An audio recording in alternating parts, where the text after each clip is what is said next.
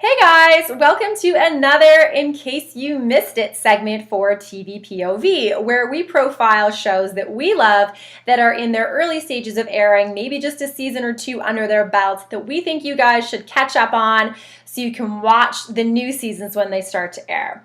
So this week I'm going to talk about Finding Carter, which is an MTV series that had its first season this spring and summer. First of all, the thing that really drew me to this series was the premise itself. I am in love with this premise. I think it is so clever. So it's about a teenage girl, 15 years old, named Carter Stevens, who lives with her mother, Lori, single mom, and they have that classic best friend, mother-daughter relationship, kind of Gilmore Girls-esque, except Carter's a little more risky and edgy than Rory. You know, she smokes pot, she has a ex-boyfriend who's kind of friends with benefits, but she's really, really close to her mother. So she gets pulled into the police station on a minor infraction for breaking into a carousel after hours with her friends. So obviously nothing serious. But while she's there, she discovers that her mother, Lori, is actually not her real mother. She's actually her kidnapper. So when Carter was 3 years old, Lori snatched her off the front lawn of her real family, and they've been looking for her ever since, which is crazy. I love all the possible scenarios and emotions to come out of that. Just the idea blew me away. So I was kind of already hooked even before I watched it. One of the most fascinating issues, of course, is wrestling with the idea of what is a parent. You know, Carter has grown up her entire life with a woman who she loved, who took care of her, and she feels like this person is her parent.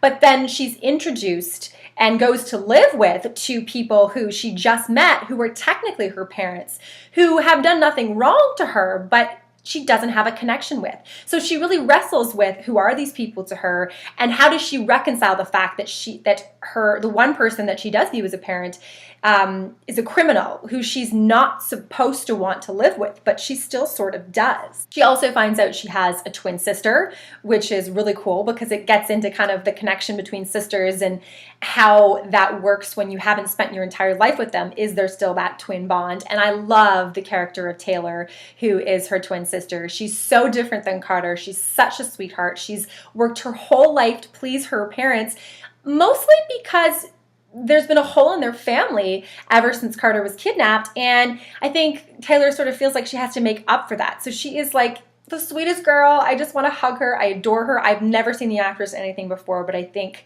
I'm just in love with her. Nothing is black and white in this show at all. You don't really know why Lori kidnapped Carter in the first place because you're not sure what to think. She doesn't seem like a bad person. Is she crazy? Is she a stalker? Or is there some other reason? Because they hint at some things that Carter may not know about the truth behind her kidnapping. So I'm really excited to see that, and I love how there's levels there.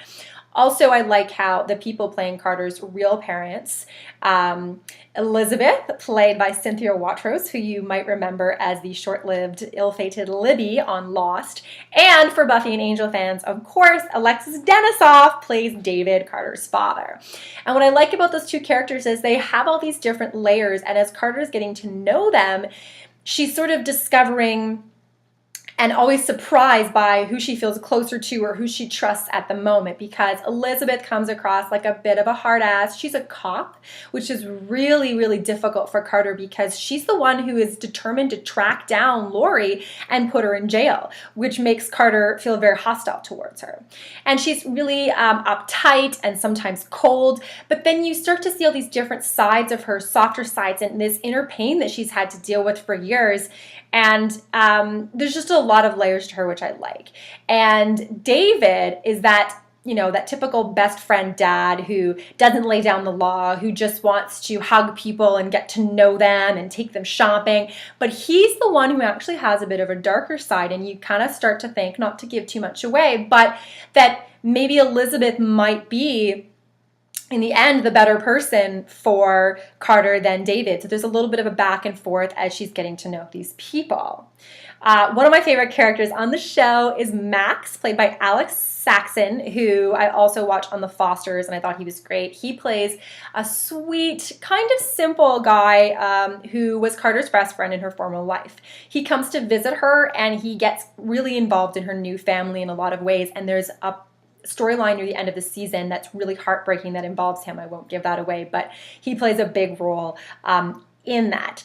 Season 1 ended with a major cliffhanger, so I'm dying to find out what happens. It returns to MTV in 2015 for season 2, so I highly suggest you guys all check out this series beforehand.